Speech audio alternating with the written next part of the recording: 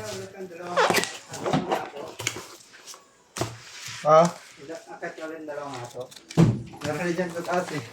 Nagawin pa yun. Ah, meron na ba din? May tama yung nakat ko eh. Dito na ako. Hindi, may tama din yun. May tama. Oo, order rin natin yun eh. I-re-review daw natin, sabi nila eh. Meron din sa baba na nakareview na. Yung may mga birds sa no? Ayaw nila galawin eh. Kasi sa kanila daw yun. Ah.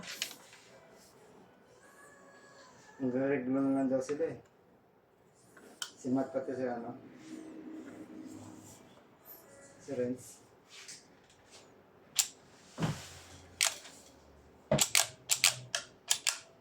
Kasi meron dyan kay yung 41 na naka-reglo na kaso. 40 yung order. Oo. Yun yung kapon niya yung 41 naka-reglo na pero isi-set up pa eh kasi daming fret bus. Kaya ayaw nila kumuha nun sabi. Kuha ka na lang ng mga rin kaya yung reglo.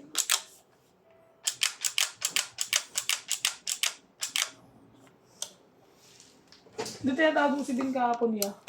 Oo. Dog, kita tayo, hindi ka pa lumapit sa akin. Hindi ako talaga nalapit yun. Bukalitin mo ako eh. Si Matt. Si Matt din tumambay dun ah. Hindi, lumapit lang siya. Ang technique ko eh, Matt. Bumili ako sige.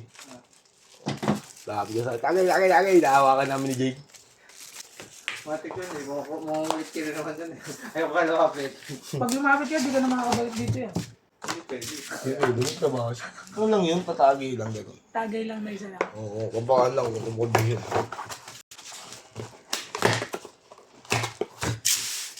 Yan na siya para Wolfpack ka mo. Hindi, alas 9 umalis yun si Larry.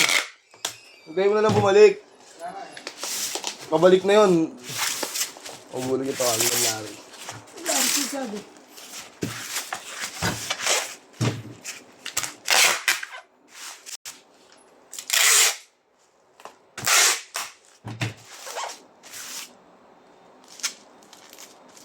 Ganyan sinunod na tunay.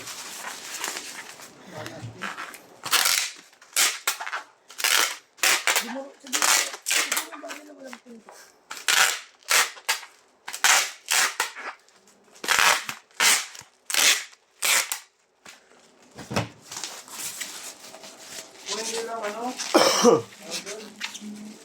kung hindi lang expired yung ko, bumamadali, ay hindi lang yun yung expiration eh. Kaso, kasi ako ng yun eh.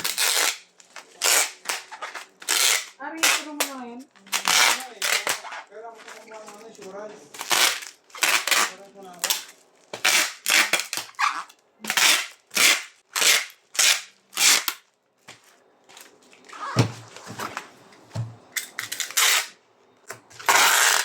Sa akin, yung register ko, naka-17. Hindi pa may tape.